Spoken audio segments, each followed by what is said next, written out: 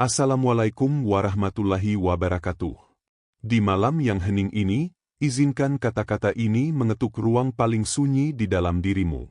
Bukan untuk mengajar, bukan untuk menggurui, melainkan untuk menemani.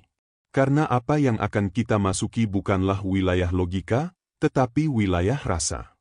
Wilayah di mana pertanyaan tidak selalu menuntut jawaban, melainkan kehadiran yang jujur. Pernahkah engkau merasakan suatu kehampaan yang aneh?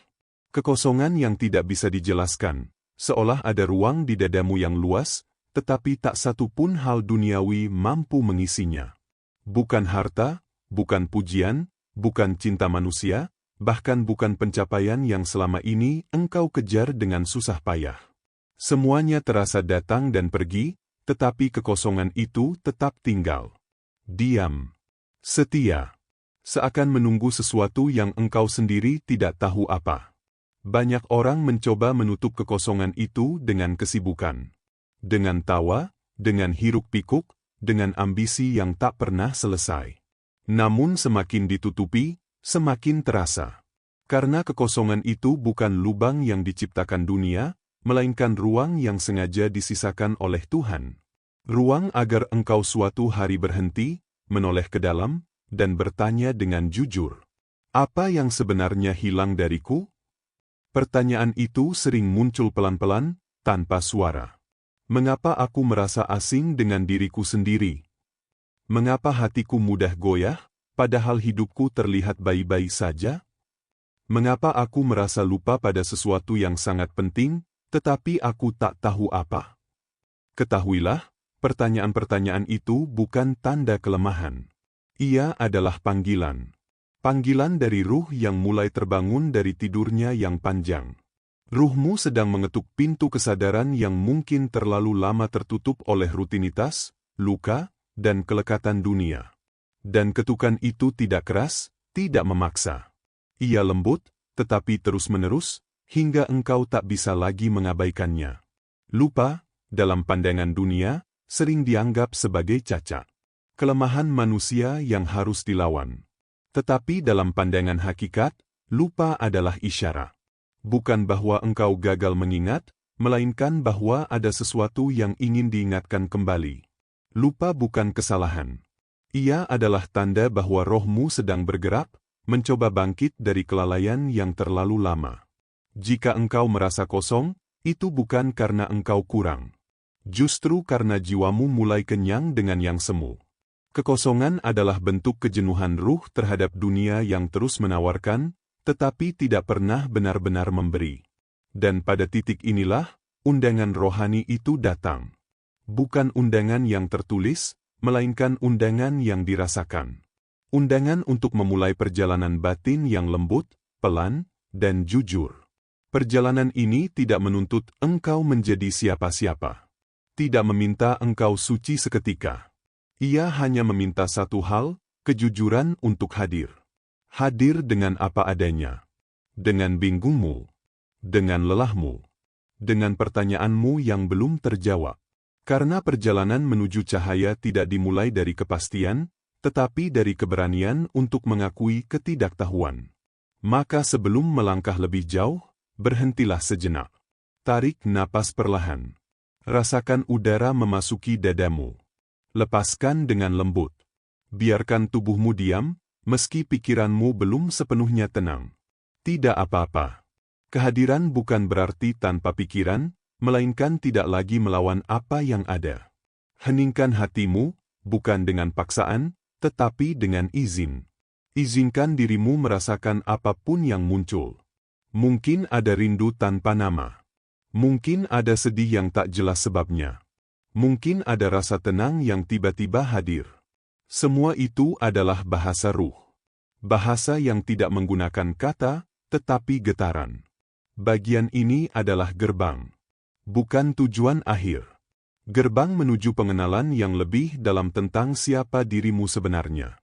Gerbang yang hanya bisa dilewati oleh mereka yang berani berhenti sejenak dari pelarian, dan bersedia mendengar panggilan halus dari dalam. Jika saat ini engkau merasakan sesuatu bergerak di dadamu, jangan buru-buru memahaminya. Biarkan ia tumbuh. Seperti benih yang baru menemukan tanahnya. Karena perjalanan ini tidak membutuhkan langkah besar, hanya kesiapan hati. Dan jika engkau masih bertanya-tanya mengapa semua ini terasa begitu dekat, begitu personal, mungkin karena sebenarnya engkau tidak sedang mendengarkan sesuatu yang baru. Engkau hanya sedang diingatkan pada sesuatu yang sangat lama. Sesuatu yang pernah engkau ketahui, sebelum dunia membuatmu lupa. Disinilah kita memulai. Dari kekosongan. Dari pertanyaan. Dari panggilan yang lembut. Karena setiap perjalanan pulang selalu diawali oleh satu kesadaran sederhana. Aku merasa kehilangan, dan aku ingin menemukan kembali. Pada bagian sebelumnya, kita memasuki gerbang pertama, kekosongan. Rasa hampa yang diam-diam mengguncang, pertanyaan yang muncul tanpa diundang, dan kerinduan yang tak tahu arah. Semua itu berakar pada satu pengalaman yang sama, lupa. Kini, di bagian ini, kita tidak lagi menghindar dari lupa. Kita duduk bersamanya.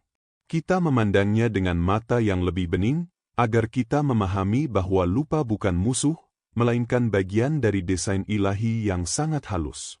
Sejak kecil, manusia diajarkan bahwa lupa adalah kelemahan. Lupa dianggap kesalahan, kekurangan daya ingat, atau tanda ketidakmampuan. Kita dilatih untuk mengingat, menghafal, menyimpan, dan menguasai. Namun jarang sekali kita diajak bertanya, mengapa manusia bisa lupa sejak awal? Jika Tuhan Maha Kuasa, mengapa Dia tidak menciptakan manusia yang selalu ingat siapa dirinya, dari mana ia berasal, dan kemana ia akan kembali? Disinilah rahasia itu berdiam. Lupa bukan kecelakaan kosmik. Ia bukan kegagalan penciptaan. Lupa adalah desain ilahi yang disengaja. Tanpa lupa, manusia tidak akan pernah mencari. Tanpa lupa, tidak ada perjalanan. Tidak ada kerinduan. Tidak ada kedewasaan batin. Jika sejak lahir manusia sudah sepenuhnya sadar akan hakikat dirinya, maka hidup akan menjadi sekadar formalitas, bukan pengalaman. Bayangkan bila engkau selalu ingat segalanya. Tidak ada kejutan, tidak ada pergulatan, tidak ada pertumbuhan. Semua sudah selesai sebelum dimulai. Maka lupa diturunkan bukan untuk menyesatkan, tetapi untuk membuka ruang bagi pengalaman. Ruang bagi jiwa untuk belajar mengenal kembali, bukan sekadar mengetahui. Lupa itu seperti senja. Ia bukan gelap sepenuhnya, tetapi juga bukan terang yang menyilaukan. Dalam senja, mata mulai beradaptasi. Bayangan muncul, warna menjadi lembut, dan suasana mengajak diam. Lupa bekerja dengan cara yang sama. Ia menurunkan kesadaran dari terang mutlak ke wilayah antara, agar manusia belajar melihat dengan rasa, bukan hanya dengan cahaya yang menyilaukan ego. Ketika engkau lupa akan jati dirimu, sesungguhnya engkau sedang diberi kesempatan untuk menemukannya kembali. Dan menemukan kembali selalu lebih berharga daripada sekadar memiliki.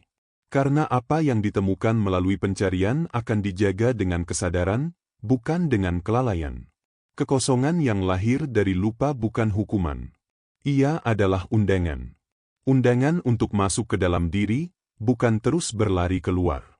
Dunia terus menawarkan pengganti-pengganti palsu. Kesenangan, pengakuan, kepemilikan. Tetapi semua itu tidak pernah benar-benar mengisi. Karena yang kosong bukan dompet, bukan jadwal hidup, melainkan kesadaran ruh.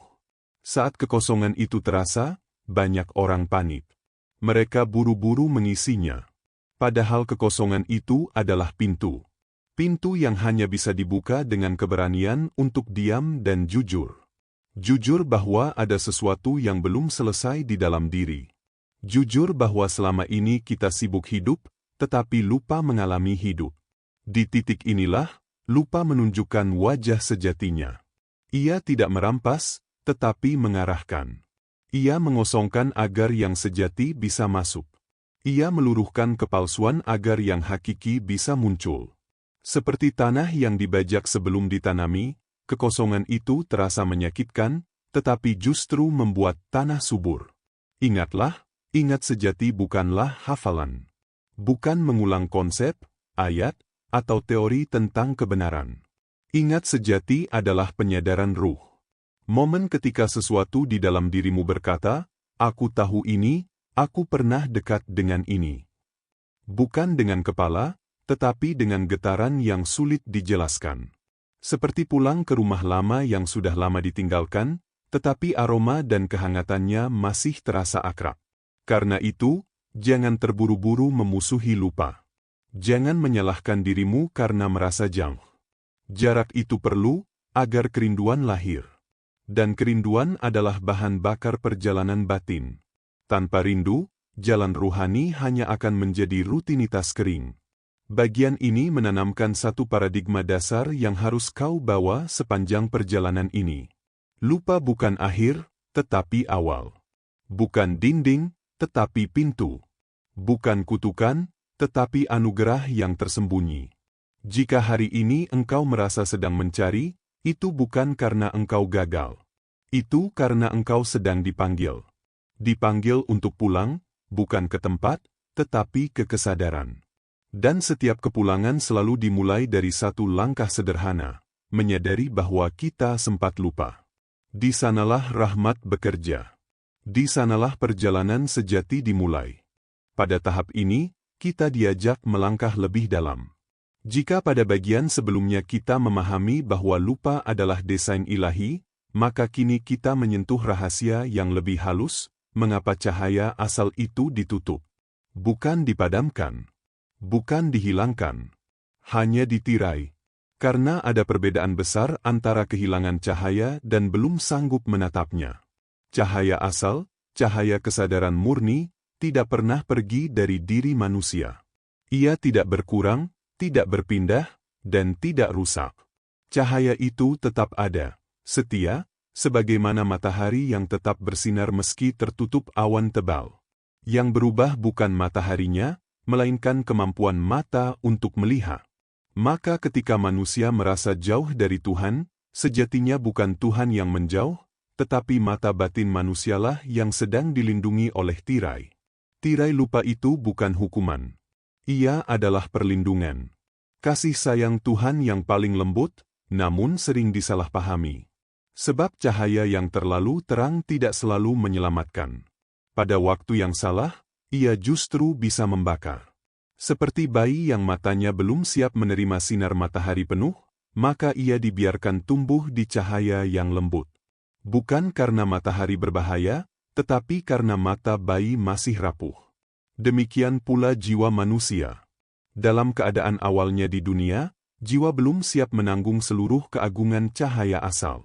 Jika tirai itu disingkap terlalu cepat, ego akan hancur, identitas akan luluh, dan manusia bisa kehilangan keseimbangan. Maka Tuhan menurunkan manusia ke dalam remang, bukan kegelapan total, tetapi cahaya yang ditakar. Cukup untuk berjalan, belum cukup untuk menatap sumbernya. Remang hidup inilah yang kita alami sehari-hari. Hidup yang tidak sepenuhnya gelap, karena masih ada nilai, nurani, dan rasa benar salah. Namun juga tidak sepenuhnya terang, karena kebingungan, luka, dan pertanyaan masih hadir. Fase ini bukan kesalahan arah. Ia adalah fase penyiapan mata batin. Sebuah masa latihan agar jiwa belajar membedakan cahaya sejati dari kilau palsu. Dalam remang, manusia belajar meraba. Ia belajar jatuh dan bangkit. Belajar mencintai dan kehilangan. Semua pengalaman itu bukan gangguan perjalanan, tetapi bagian dari proses penguatan batin. Seperti mata yang perlahan dilatih dari gelap menuju terang, jiwa pun perlu waktu untuk menyesuaikan diri. Tidak bisa instan. Tidak bisa dipaksa. Tuhan Maha mengetahui kapasitas setiap jiwa. Ia tidak pernah memberi beban di luar kesanggupan. Maka ketika cahaya ditahan, itu bukan karena manusia tidak layak, tetapi karena manusia sedang disiapkan. Penahanan ini bukan penolakan, melainkan penjagaan. Seperti seorang guru yang tidak langsung memberikan pelajaran paling sulit kepada muridnya, bukan karena pelit ilmu, tetapi karena cinta pada pertumbuhan muridnya. Seringkali manusia merasa Tuhan menjauh. Doa terasa hampa. Ibadah terasa kering. Hidup seolah berjalan tanpa arah. Namun pada saat-saat seperti itulah tirai sedang bekerja paling aktif. Ia menjaga agar jiwa tidak tersesat oleh cahaya yang belum bisa ia cerna. Ia menjaga agar manusia tidak mabuk oleh pengalaman spiritual yang belum mampu ia tanggung dengan kerendahan hati. Karena cahaya tanpa kesiapan bisa melahirkan kesombongan. Pengetahuan tanpa pematangan bisa melahirkan kekerasan batin. Maka Tuhan menahan, bukan untuk menjauhkan, tetapi untuk melindungi. Menahan agar manusia tumbuh utuh, bukan terbakar oleh kebenaran yang terlalu cepat. Sadari satu hal penting, setiap kali engkau merasa belum melihat, itu bukan berarti engkau ditinggalkan. Bisa jadi engkau sedang dirawat. Setiap tirai yang ada bukan dinding permanen, melainkan selubung sementara. Dan selubung itu akan menipis seiring dengan ketulusan, kerendahan, dan kesiapan hati. Ketika waktunya tiba, tirai itu tidak akan dibuka oleh usaha ego, tetapi oleh izin ilahi. Bukan melalui paksaan, tetapi melalui kepasrahan. Bukan dengan teriakan, tetapi dengan keheningan. Cahaya sejati tidak datang dengan ledakan, tetapi dengan kelembutan yang menenangkan. Bagian ini mengajak kita mengubah cara pandang terhadap ketidaktahuan. Bahwa tidak tahu bukan selalu kekurangan. Kadang, ia adalah bentuk penjagaan. Bahwa belum melihat bukan berarti buta, tetapi mata sedang dilatih. Maka jangan tergesa menyingkap tirai. Duduklah dengan sabar di remang. Biarkan matamu terbiasa. Karena ketika cahaya asal akhirnya menyingkapkan diri, engkau tidak akan silau. Engkau akan tenang, siap, dan utuh. Di sanalah kasih sayang Tuhan bekerja paling sunyi, namun paling dalam. Setelah memahami bahwa lupa adalah desain ilahi dan tirai cahaya adalah perlindungan, kini kita diajak menengok ke dalam diri manusia itu sendiri. Disinilah lupa menjadi pengalaman yang terasa nyata, bukan lagi konsep kosmik, tetapi pergulatan harian yang hidup di dada. Karena sesungguhnya, lupa tidak terjadi di luar diri. Ia berlangsung di medan batin, di antara roh, nafsu, dan hati. Roh tidak pernah lupa. Ia selalu ingat asalnya, ingat perjanjiannya, ingat kedekatannya dengan Tuhan.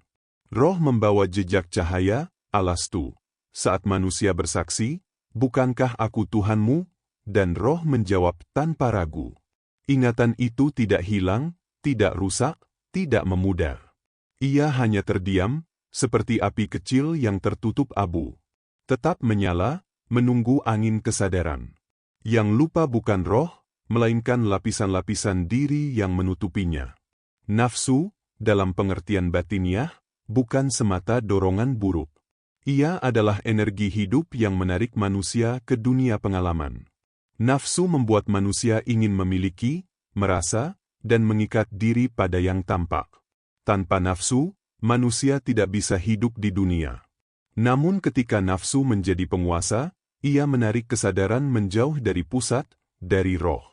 Disinilah hati berperan sebagai penentu arah. Hati bukan sekadar perasaan, tetapi pusat kesadaran yang bisa condong ke roh atau tenggelam bersama nafsu. Hati adalah medan pertempuran yang paling sunyi, karena tidak selalu terlihat dari luar. Seseorang bisa tampak baik, taat, dan religius, namun hatinya keras dan jauh. Sebaliknya, ada yang tampak biasa, tetapi hatinya lembut dan dekat. Ketika hati condong ke nafsu, kelupaan menebal. Dunia terasa sangat nyata, sementara yang ilahi terasa abstrak. Yang segera terasa penting adalah yang bisa disentuh, dimiliki, dan dipamerkan. Dalam kondisi ini, hati perlahan mengeras. Bukan karena kejahatan besar, tetapi karena kelalaian kecil yang terus diulang. Sedikit demi sedikit, cermin hati menjadi buram. Kekerasan hati bukan selalu berarti kebencian atau dosa besar. Ia sering hadir dalam bentuk yang halus, merasa cukup dengan diri sendiri, menolak ditegur, enggan diam, dan sibuk membenarkan. Hati yang keras sulit menerima cahaya, bukan karena cahaya tidak ada, tetapi karena permukaannya tidak lagi memantulkan. Seperti cermin yang tertutup debu, ia tetap cermin, tetapi tidak bisa memantulkan wajah. Padahal hati sejatinya adalah cermin cahaya. Tempat di mana pantulan janji awal itu masih bisa terlihat. Ketika hati jernih, cahaya roh memancar dengan alami. Tidak perlu dipaksakan. Tidak perlu dicari jauh-jauh. Tetapi ketika hati tertutup, manusia merasa lupa, merasa jauh, merasa asing dengan dirinya sendiri. Inilah mengapa lupa terasa sangat nyata dalam hidup sehari-hari. Karena ia bukan sekadar konsep, melainkan pengalaman hati yang teralihkan. Setiap kali hati terlalu sibuk mengejar dunia, ia menjauh dari sumbernya. Setiap kali hati dipenuhi kesombongan, keluhan, dan penghakiman, ia menambah lapisan debu pada cerminnya sendiri. Namun kabar baiknya, cermin yang buram masih bisa dibersihkan. Ia tidak perlu diganti, karena dasarnya masih utuh. Pembersihnya pun bukan sesuatu yang rumit. Kejujuran adalah langkah pertama. Jujur mengakui bahwa hati sedang kotor. Bahwa kita sedang lelah, bingung, atau bahkan kosong. Kejujuran ini bukan pengakuan dosa di hadapan manusia, tetapi keberanian membuka diri di hadapan Tuhan. Zikir adalah airnya. Bukan sekadar ucapan lisan, tetapi ingatan yang dihadirkan dengan rasa. Mengingat Tuhan di tengah napas, di sela kesibukan, di saat jatuh dan bangkit. Zikir yang lembut akan meluruhkan debu perlahan, tanpa kekerasan. Ia bekerja seperti embun, bukan badai. Dan kerendahan hati adalah lep yang mengelap cermin itu. Kerendahan hati untuk menerima bahwa kita belum selesai. Bahwa kita masih belajar. Bahwa kita masih membutuhkan bimbingan. Selama hati merasa paling tahu, cermin akan terus buram. Tetapi saat hati menunduk, cahaya mulai kembali terpantul. Pertarungan ini sunyi. Tidak disaksikan orang lain. Tidak diumumkan. Tetapi dampaknya nyata. Disinilah perjalanan sejati berlangsung. Bukan di luar, tetapi di dalam. Bukan melawan orang lain, tetapi menata arah hati. Bagian ini mengajarkan satu kunci penting. Lupa bukan karena roh pergi, tetapi karena hati berpaling. Dan setiap kali hati kembali jujur, berzikir, dan merendah, ingatan sejati mulai berdenyut lagi. Pelan, lembut, tetapi pasti. Pada titik perjalanan ini, kita tidak lagi diajak memahami dengan pikiran, tetapi merasakan dengan keberanian untuk diam. Karena ada wilayah dalam diri yang tidak bisa dijangkau oleh suara, tidak bisa disentuh oleh logika, dan tidak bisa dipercepat oleh usaha. Wilayah itu bernama keheningan. Di sanalah roh kembali berbicara, setelah lama tenggelam dalam kebisingan dunia. Dunia tempat kita hidup sangat ramai. Bukan hanya oleh suara, tetapi oleh tuntutan. Pikiran dipenuhi rencana, penilaian, perbandingan, dan kekhawatiran. Hati dipenuhi keinginan, ketakutan, dan luka yang belum sempat diurai. Dalam kebisingan seperti itu, suara roh tidak hilang, ia hanya tertutup. Seperti bisikan halus di tengah pasar yang riuh, ia tetap ada, tetapi tidak terdengar. Manusia modern sering takut pada hening. Diam dianggap kosong, sepi dianggap mengancam. Maka keheningan dihindari dengan layar, percakapan, musik, dan aktivitas tanpa jeda. Padahal keheningan bukan kekosongan. Ia justru penuh. Penuh oleh cahaya yang tidak bersuara. Penuh oleh kehadiran yang tidak menuntut. Penuh oleh ingatan yang tidak memaksa untuk diingat. Dalam keheningan, topeng mulai jatuh. Kita tidak lagi bisa bersembunyi di balik peran, jabatan, atau cerita tentang diri. Yang tersisa hanyalah keberadaan. Dan disitulah roh menemukan ruang untuk bernafas kembali. Bukan dengan kata-kata, tetapi dengan rasa yang muncul tiba-tiba, tanpa sebab yang jelas. Pernahkah engkau merasakan rindu yang tidak tertuju pada siapapun? Atau kesedihan yang datang tanpa peristiwa? Atau damai yang menyelimuti tiba-tiba, padahal hidupmu tidak sedang berubah apa-apa? Itulah bahasa roh. Bahasa yang tidak membutuhkan kalimat. Bahasa yang hanya bisa didengar ketika hati berhenti berisik. Keheningan adalah jembatan. Jembatan antara Tuhan dan manusia yang tidak dibangun dari suara, tetapi dari kesiapan. Ketika manusia berhenti menuntut Tuhan berbicara sesuai kehendaknya, disitulah Tuhan mulai berbicara sesuai kebutuhan jiwa. Dan seringkali, yang dibutuhkan bukan jawaban, melainkan ketenangan. Bukan penjelasan, melainkan pelukan rasa yang menenangkan. Di ruang sunyi itu, ingatan tidak bangkit sebagai data, tetapi sebagai kehadiran. Engkau tidak mengingat Tuhan seperti mengingat pelajaran, tetapi merasakannya seperti merasakan napas. Dekat, intim, dan tak terpisahkan. Ini bukan pengalaman yang dramatis, bukan pula penglihatan yang mencolok. Justru sebaliknya, ia sangat sederhana hingga sering terlewatkan. Mendengar tanpa telinga, melihat tanpa mata, inilah cara Roh berkomunikasi. Ia tidak berteriak, karena ia tidak perlu bersaing. Ia menunggu hingga engkau siap mendengar.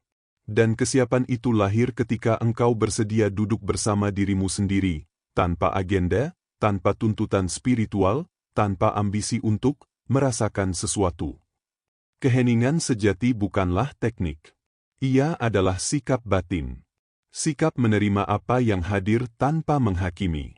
Jika pikiran datang, biarkan.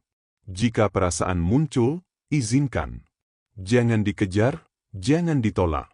Dalam penerimaan itulah, lapisan-lapisan kegaduhan mulai luruh dengan sendirinya. Dan di balik lapisan itu, suara Roh mulai terdengar kembali. Pada tahap ini, banyak orang berharap mendapatkan pengalaman besar. Padahal yang datang seringkali justru kehalusan. Sebuah kesadaran bahwa engkau tidak sendiri. Bahwa hidup ini dijaga. Bahwa di balik segala kebingungan, ada sesuatu yang setia menemani. Keheningan mengajarkan bahwa Tuhan tidak selalu hadir sebagai jawaban, tetapi sebagai ketenangan yang membuat pertanyaan tidak lagi menyesakkan.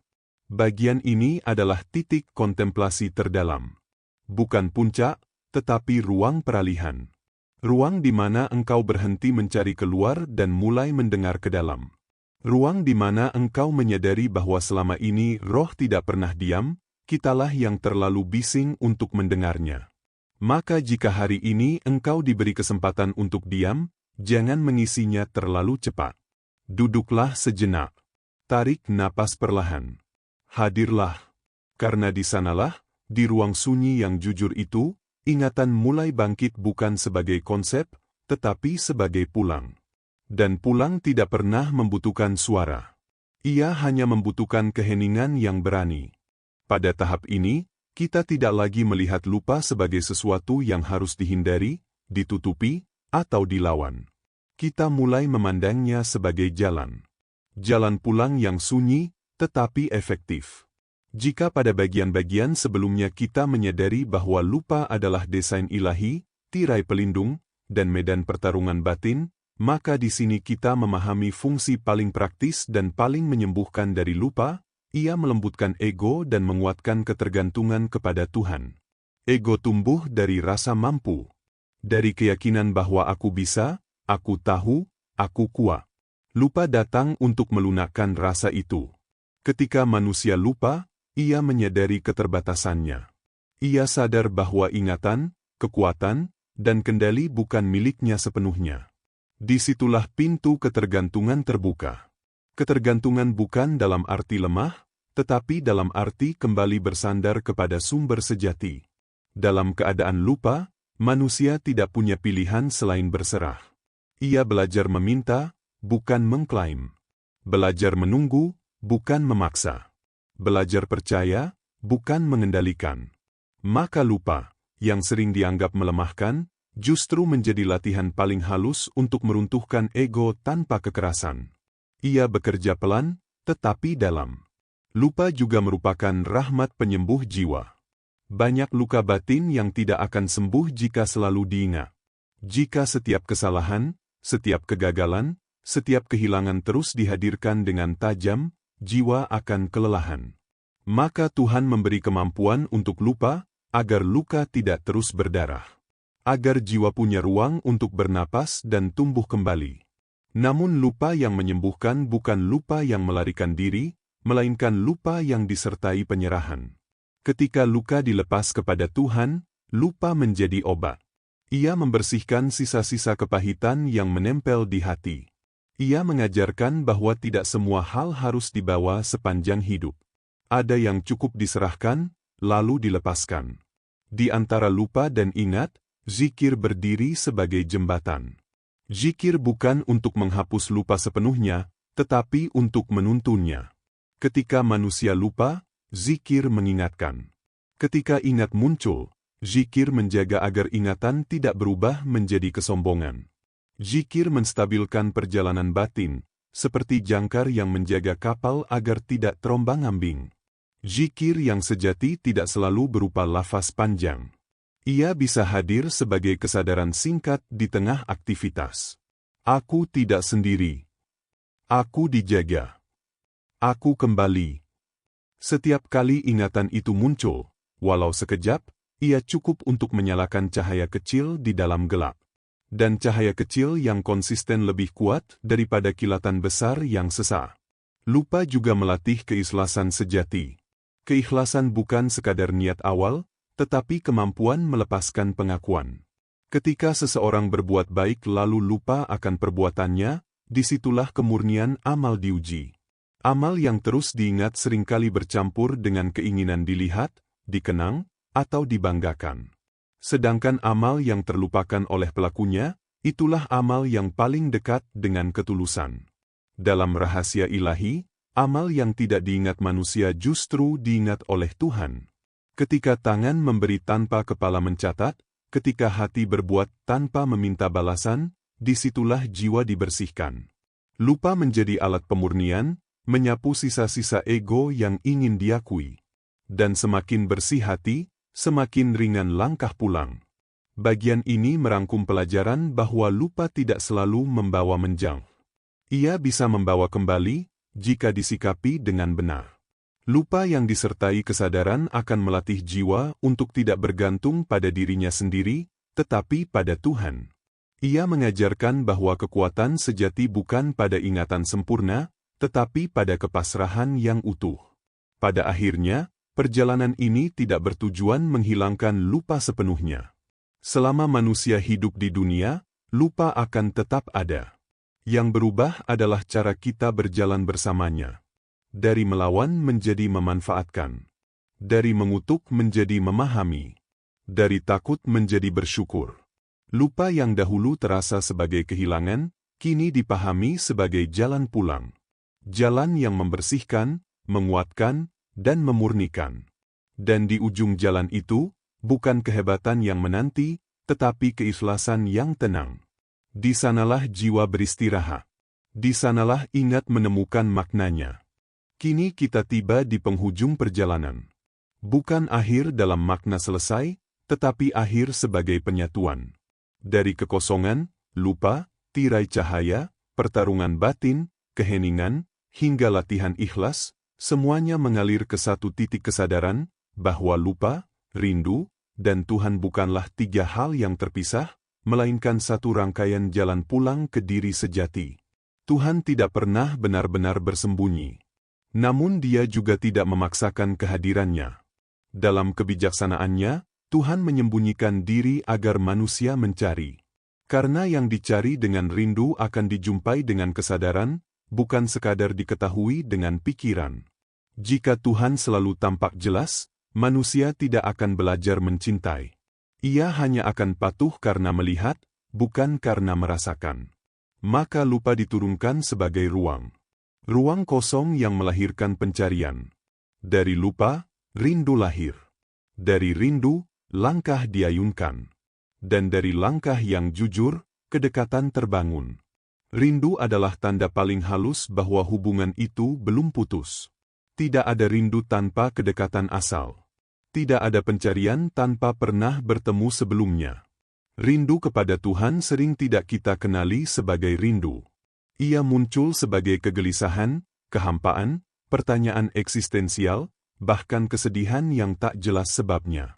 Kita mengira ada yang salah dengan hidup, padahal yang sedang bekerja adalah ingatan ruh yang mulai terbangun. Rindu bukan kelemahan jiwa, melainkan kekuatannya. Ia adalah tali halus yang menarik manusia pulang, meski ia belum tahu kemana. Dalam rahasia ilahi, kelupaan adalah rahim. Rahim tempat diri sejati dilahirkan. Sebelum lahir, sesuatu harus tersembunyi. Sebelum sadar, sesuatu harus terlepas. Identitas dunia, nama, peran, pencapaian, perlahan runtuh di dalam rahim lupa. Bukan untuk menghancurkan, tetapi untuk melahirkan kesadaran baru, kesadaran sebagai hamba. Ketika identitas dunia runtuh, bukan berarti manusia kehilangan nilai. Justru ia menemukan nilai sejatinya. Ia tidak lagi berdiri sebagai pusat, tetapi sebagai yang bergantung. Ia tidak lagi sibuk mempertahankan citra, tetapi hadir dalam ketulusan. Di sanalah kesadaran hamba lahir, bukan sebagai keterpaksaan, tetapi sebagai kebebasan terdalam. Hamba yang sadar tidak merasa rendah, karena ia tidak lagi bersaing. Ia tidak merasa tinggi, karena ia tidak lagi membandingkan. Ia berdiri di tempat yang jujur, antara ketidakmampuan dan kepercayaan penuh kepada Tuhan. Dan di titik itu, lupa berhenti menjadi ancaman. Ia menjadi sahabat perjalanan. Lupa, yang dulu ditakuti, kini dipahami. Ia bukan akhir, tetapi awal pengenalan. Bukan tanda jauh, tetapi undangan dekat. Setiap kali manusia lupa, ia diberi kesempatan untuk kembali. Setiap kali ia tersesat, ia diingatkan bahwa jalan pulang selalu ada. Dan jalan itu tidak berputar di luar, tetapi lurus ke dalam. Maka jika hari ini engkau masih merasa mencari, jangan berkecil hati. Pencarian itu sendiri adalah tanda kehidupan ruh. Jika engkau masih bertanya, itu berarti hatimu belum mati. Jika engkau masih rindu, itu berarti hubungan itu masih hidup. Tidak ada satupun langkah yang sia-sia di jalan ini, selama langkah itu jujur. Kini, sebelum kita benar-benar menutup rangkaian kata ini, berhentilah sejenak. Tarik napas perlahan. Rasakan napas itu datang tanpa engkau minta. Rasakan ia pergi tanpa engkau tahan. Di sela tarikan dan hembusan itu, ada keheningan. Dan di keheningan itu, ada cahaya pulang. Cahaya itu tidak menyilaukan. Ia hangat. Ia akrab. Ia tidak berkata apa-apa, tetapi menenangkan segalanya. Cahaya yang mengingatkan tanpa menegur. Cahaya yang menerima tanpa syarat. Itulah cahaya diri sejati, yang sejak awal tidak pernah pergi, hanya menunggu untuk disadari.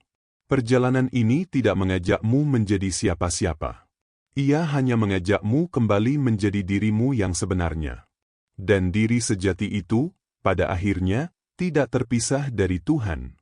Bukan menyatu dalam arti menjadi, tetapi dekat dalam arti berserah sepenuhnya. Semoga apa yang telah kita lalui bersama bukan berhenti sebagai bacaan, tetapi berlanjut sebagai perenungan. Bukan sebagai pengetahuan, tetapi sebagai kehadiran. Dan semoga setiap lupa yang datang setelah ini, tidak lagi menakutkan, melainkan mengingatkanmu untuk pulang. Wassalamualaikum warahmatullahi wabarakatuh.